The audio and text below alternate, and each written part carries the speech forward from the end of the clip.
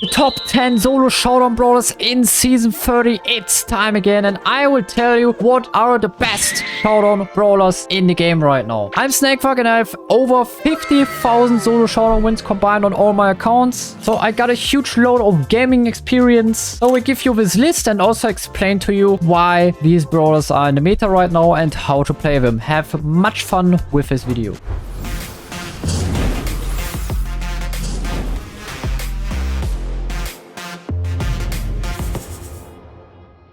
So let's get to the 10th place here, and that's, surprise, surprise, it's Morris. First time in an actual solo showdown list made by me. You can also count Miku here because these brawlers are quite similar. But yeah, Morris now has the hypercharge and has so much more value. He was good with escaping before already. You could always escape with mortars and try to sneak into the top 5 just by that if you have a bad early game. But now with the hypercharge, it's so much easier. You have much better chances on killing tanks, on killing Shellys. And you can see it in this game. We are cooking with mortars. In the right hands, he's really a gem, and it might sound weird to you, but yeah, this escaping strategy, like just dashing away, same with Miku, just jumping over walls and stuff, and with the hypercharge, you always have a guaranteed free kill, and that's so important when playing Showdown. You have the ability to escape. That's like the stuff you need the most, and no brawlers have more mobility than these guys, and now we can even kill the tanks or the Shellys with that hypercharge super, which deals damage twice, which heals twice, so you can see how I get rid of this bull and this fang. I mean, yes, I have a lot of cubes because of my great early game, because I focus on like more squishy brawlers, focused on farming cubes. But yeah, here we go. Morris, first time. Welcome to the Showdown list. Definitely not a huge mistake playing him. We have better brawlers in Showdown, no doubt. He has weak points. Miku also has weak points. But yeah, definitely worth a try. The next one, also new to this list, it's Daryl. It's actually Daryl. Let's go. With his double super, it's like the same as with Lily. Like Lily was weak Showdown meta, but with the doubled ammo, she made it to top 1 of the Showdown brawlers. And now Daryl also has his spotlight, double super, way better mobility. You can engage and SK right away. You can, I don't know, just use your super twice to get a double kill, which also happens quite often. His super is automatically charging, and he's very fast with opening cubes. That is really important. You spawn, you go to the chest, instantly open it. While doing so, you already get your super charged, and when you hit a good early game, get some chests, get some cubes, you can just start farming the whole lobby, engaging on them. Of course, it's getting hard if you have like 8 teamers in the middle, but that's hard with basically every brawler, so not the typical teaming brawler. Same with Morris, but here you have much more power in your own hands. You know, these brawlers allow you that you do not require teaming, that you do not have to team to actually push some trophies. The same goes to Kit. She's number 8 on our list. You also do not require any teaming with her, and yeah, the star power, in fact, that you just get 150% value out of these cubes, allows you to almost every game have strong early games, and then you can decide who to kill in the lobby. Even tanks are not really a problem. Farm the cubes, you just deal a ton of damage. Super cycle is insane. And yeah, I know this brawler is annoying, and yes, I know you want this brawler to be removed, but I'm saying it's way easier to counter her now, and we need to remove other brawlers first, like Tick.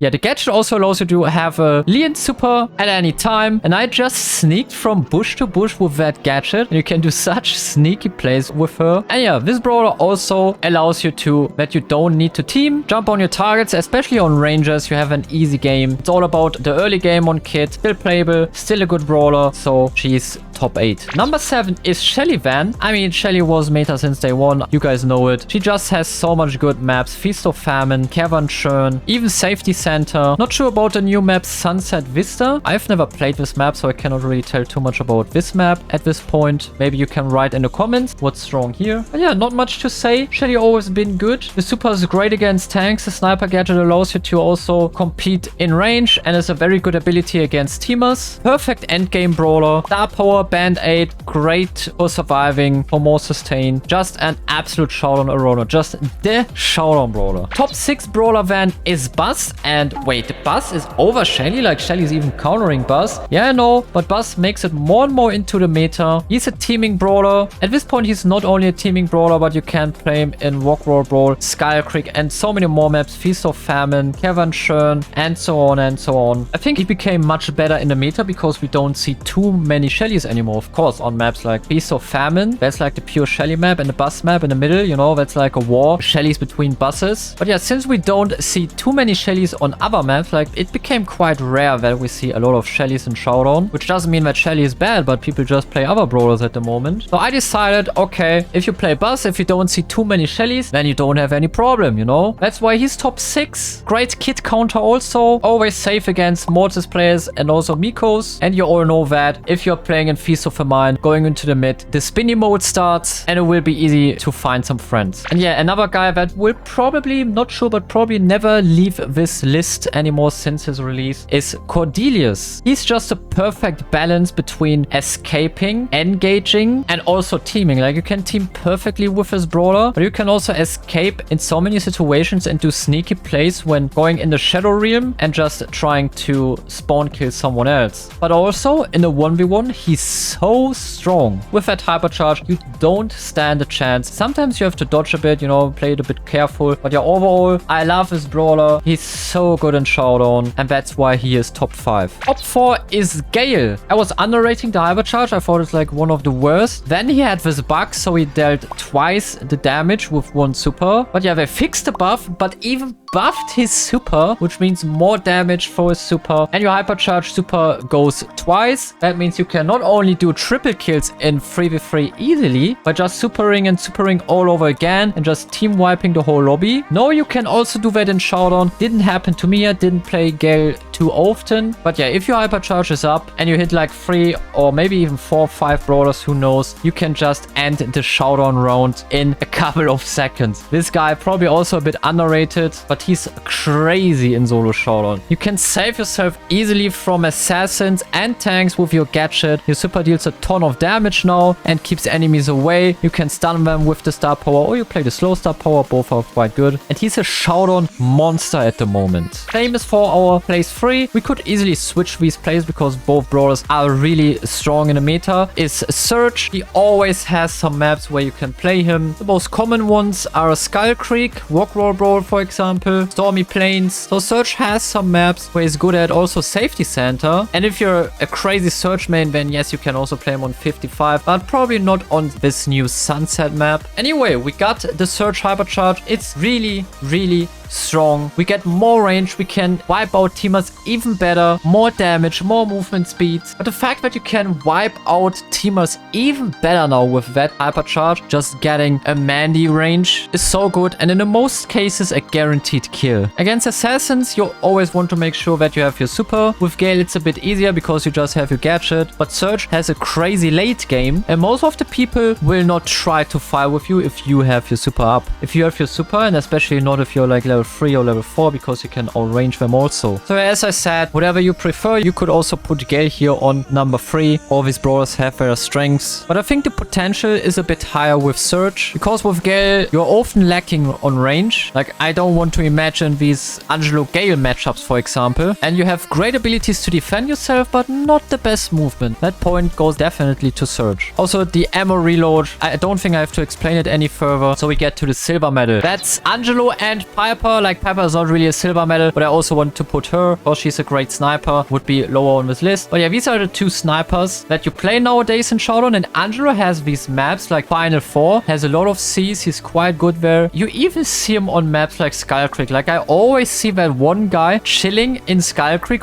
on that C to make it somehow to the end game. I don't know why people would play that. You just have better maps, but okay.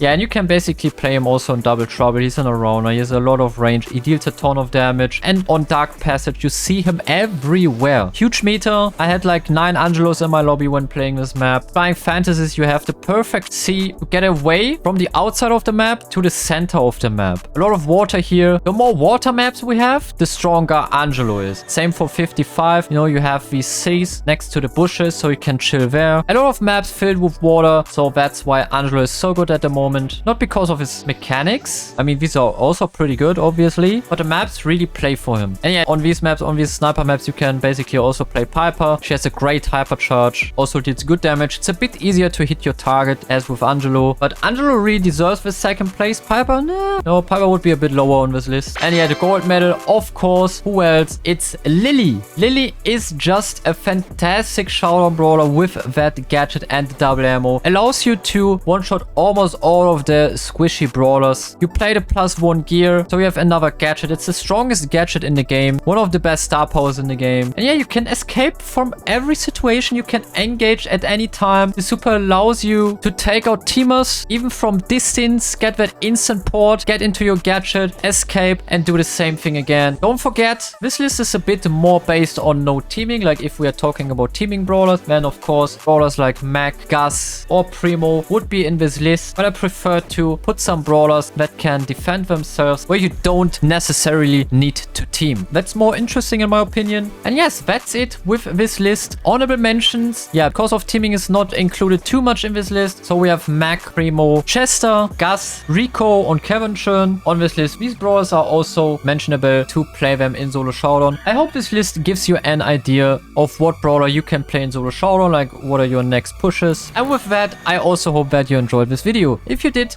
leave a like. If you didn't, leave a dislike. Have a great day. Your SnakeThug. Peace.